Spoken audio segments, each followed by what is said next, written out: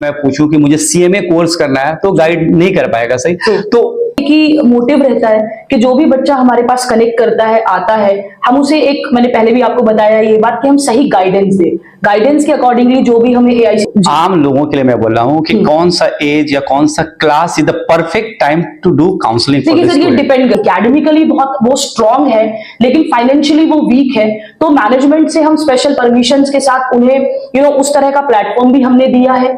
अगर हमें लगता है, लोन की असिस्टेंस भी हम लोग बच्चों को प्रोवाइड करते हैं, जिसमें हमारा पूरा एक स्टाफ, मतलब 2-3 लोग इसमें पर्टिकुलरली इन्वॉल्व है। मैंने बहुत रियलिटीज को फेस किया, बहुत सारी ऐसी चीजें होती हैं, पेरेंट्स आते हैं, किसी के पास फाइनेंशियल ट्रबल्स होते हैं, कोई एकेडमिकली बहुत साउंड होता है लेकिन पैसे की वजह से वो आगे नहीं बढ़ पा रहा है, नहीं पढ़ पा रहा है। तो हर एक एंगल को ध्यान रखते हुए और एक जेन्युइनिटी को ध्यान रखते हुए कि एक ऐसा कॉलेज जो एक अच्छा रिटर्न ऑफ इन्वेस्टमेंट दे पाए, 10,000 से लेकर 50-60 हजार तक की स्कॉलरशिप्स हमने ऑलरेडी रखी है फीस में। अब बच्चा एलिजिबल है नहीं है इस बात पे भी डिपेंड करता है। तो पूरी के सेटिस्फेक्शन वाइज बहुत कम ऐसा होता है सर। देखिए, बच्चा 100% कभी सेटिस्फाइड नहीं होता कॉलेज से, लेकिन अगर यहाँ का रिव्यू आप देखेंगे स्पेशली जिम्स का, तो आपको 85 to 90% बच्चा ऐसा मिलेगा जो पॉजिटिव ही बोलेगा कॉलेज के लिए। तो ये एक बहुत बड़ा बेंचमार्क सेट किया है जिम्स ने, और आई एम रियली थैंकफुल। आपने स्पेसिफिकली पूछा मैनेजमेंट के लिए, आई एम रियली थैंकफुल।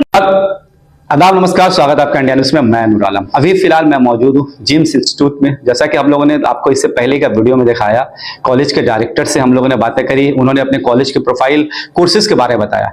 अभी जो किसी भी स्टूडेंट के लिए जो मेन पार्ट होता है काउंसलिंग, उस सिलसिले में हम लोग बात करेंगे। कॉलेज के जो रीजनल हेड है मीनू चौधरी मैम, जो काउंसलिंग भी देखती हैं, आउटरीच रीजनल हेड है, इनसे हम लोग बात करेंगे कि बच्चे जब आते हैं एडमिशंस के लिए, एमबीए में दाखिला के लिए, या जब पढ़ रहे होते हैं, तो काउंसलिंग के दौरान इनका कैसा एक्सपीरियंस होता है। क्योंकि कभी कभी हम लोगों ने देखा कि कई एक स्टूडेंट ऐसे मिलते हैं जिनको सही काउंसलिंग नहीं मिली थी, करियर में जहां जाना था, जहां पहुंचना था, वो पहुंच नहीं पाए थे। तो ये कैसा एक्सपीरियंस रहा, कैसे बच्चों को गाइडेंस करनी चाहिए और कब से काउंसलिंग करनी चाहिए ताकि बच्चे का फ्यूचर ब्राइट हो और सही दिशा में सही जगह पर जा सके। मैम, सबसे पहले आपका हमारा चैनल बहुत बहुत स्वागत है। मैम, इतने सालों का एक्सपीरियंस के जरिए आप बताएं कि जब बच्चों को आप लोग काउंसलिंग करती हैं तो कैसा एक्सपीरियंस होता है और क्या लगता है कि और बच्चे में क्या कमी रह गई कि आज सही से उनका काउंसलिंग नहीं हो पाया।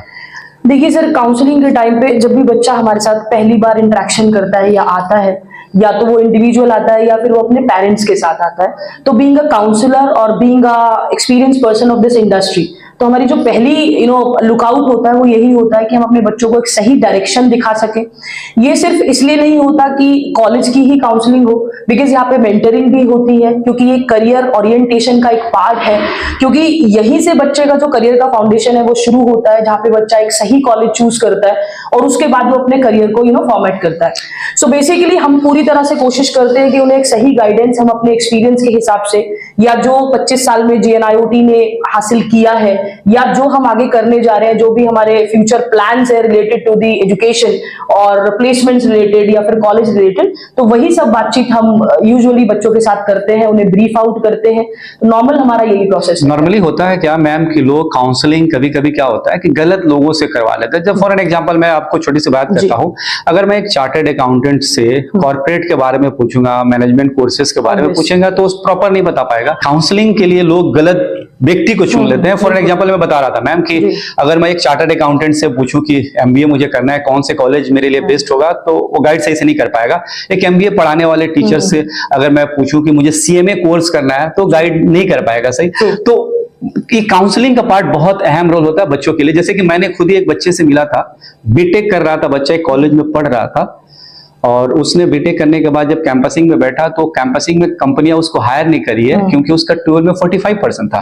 नॉर्मली कॉलेज जब हायर करती है बच्चों को तो 50% काउंसलिंग के लिए होना चाहिए एचएस में। तो जिसने काउंसलिंग किया था at the time of admission, उसको गलत इंफॉर्मेशन दिया था। तो मैम, आपको क्या लगता है कि गार्जियंस को कैसे काउंसलर पकड़ने चाहिए और बच्चों को कब काउंसलिंग करानी चाहिए हायर एजुकेशन के लिए? देखिए सर, ये बिल्कुल, मतलब I agree to your point कि यूजुअली ऐसा हो जाता है कि कई बार बहुत सारे ऐसे एक्सटर्नल प्रेशर्स होते हैं जहाँ पे वो काउंसलिंग को वो लोग सही डायरेक्शन नहीं दे पाते हैं।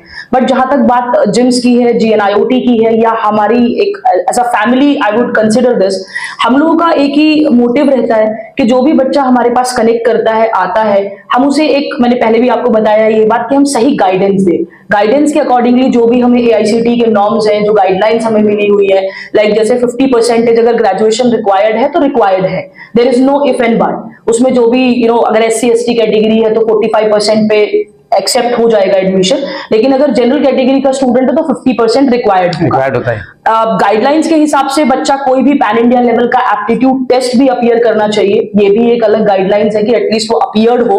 उसके बाद हमारा कॉलेज का अपना भी एंट्रेंस एग्जाम, जिसको हम गैट कंसिडर करते हैं, जिम्स एप्टीट्यूड टेस्ट, वो भी हम लोग करते हैं, GD हम लोग करते हैं, ग्रुप डिस्कशन, PI हम लोग करते हैं। तो हम लोग पूरी गाइडलाइंस के साथ ही चलते हैं कि हम बच्चे को कोई भी ऐसी गलत दिशा निर्देश ना दे जहां पे वो अपने करियर को लेकर या कॉलेज को लेकर या अपने मैनेजमेंट प्लेटफॉर्म को लेकर कहीं भी भटके।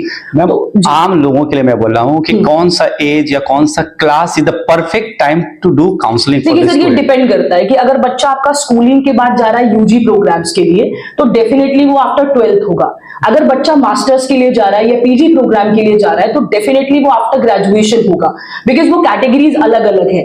लाइक सपोज अगर कोई चाहता है गवर्नमेंट एग्जाम की प्रिपरेशन करना तो उसके लिए भी पेरेंट्स अलग अलग लेवल की गाइडेंस चाहते हैं, एक मोटिवेशन चाहते हैं, या उस इंडस्ट्री के एक्सपर्ट के साथ एक मेंटरिंग चाहते हैं। तो इसमें अलग अलग स्लैब्स हैं कि आप अपने बच्चे को किस लेवल पे जाके, किस प्लेटफॉर्म पे जाके काउंसलिंग करवाना चाहते हो। तो this can be chosen by the parents as well as the students. Ma'am इतने दिनों से आप कितने सालों से आप जिम्स में हैं? सर जिम्स में मैं लास्ट 5 साल से हूँ, वैसे इस इंडस्ट्री में मैं 20 साल से हूँ और 20 साल से मेरा काम यही है। यूजुअली हम लोग मेंटरिंग करते हैं, काउंसलिंग करते हैं, जो भी वॉकिंग हैंडलिंग होती है वो हमारे अंडर होती है। मैम स्टूडेंट के लिए मेंटरिंग काउंसलिंग बहुत इंपॉर्टेंट होता है। 20 सालों का एक्सपीरियंस, 15 सालों का एक्सपीरियंस और लास्ट 5 इयर्स का जिम्स का एक्सपीरियंस, इन दोनों का कितना डिफरेंस देखते हैं?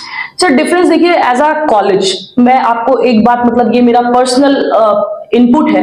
यूजुअली जब आप काउंसलिंग जॉब में होते हैं ना तो मुझे ऐसे लगता है कि एक सेटिस्फेक्शन बहुत जरूरी होता है इस चीज का कि जिस बच्चे को या जिस पेरेंट्स को आप काउंसलिंग करके एक डायरेक्शन देने की कोशिश कर रहे हैं, बिकॉज वो आपको उस टाइम पे सिर्फ एज अ काउंसलर नहीं देख रहा है, वो आपको एक मार्गदर्शक के रूप में देख रहा है, जो मार्गदर्शक उसके बच्चे को और उसके पैसे को एक सही डायरेक्शन दिखाता है। तो जहां तक मुझे लगता है सर, मेरे बाकी 15 साल का करियर और ये 5 साल का करियर, बहुत बड़ा डिफरेंस यहाँ पे रहा। इन 5 साल में मैंने बहुत रियलिटीज को फेस किया। बहुत सारी ऐसी चीजें होती हैं, पेरेंट्स आते हैं, किसी के पास फाइनेंशियल ट्रबल्स होते हैं, कोई एकेडमिकली बहुत साउंड होता है लेकिन पैसे की वजह से वो आगे नहीं बढ़ पा रहा है, नहीं पढ़ पा रहा है। तो हर एक एंगल को ध्यान रखते हुए और एक जेन्युइनिटी को ध्यान रखते हुए कि एक ऐसा कॉलेज जो एक अच्छा रिटर्न ऑफ इन्वेस्टमेंट दे पाए, अगर बच्चा 10 लाख रुपए इन्वेस्ट करता है तो उसका रिटर्न ऑफ इन्वेस्टमेंट अच्छा हो, मतलब एक अदरवाइज 2 सालों में निकल जाए ऑलमोस्ट सर। क्योंकि हम लोगों का क्या है कि अभी जो PGDM की हमारी फीस है, जो कि हमारा बड़ा एलीट सा प्रोग्राम है यहाँ पे, उसकी फीस हमारी 8.37 है और जो हमारा ऑन एन एवरेज पैकेज जा रहा है दैट इज 7.528।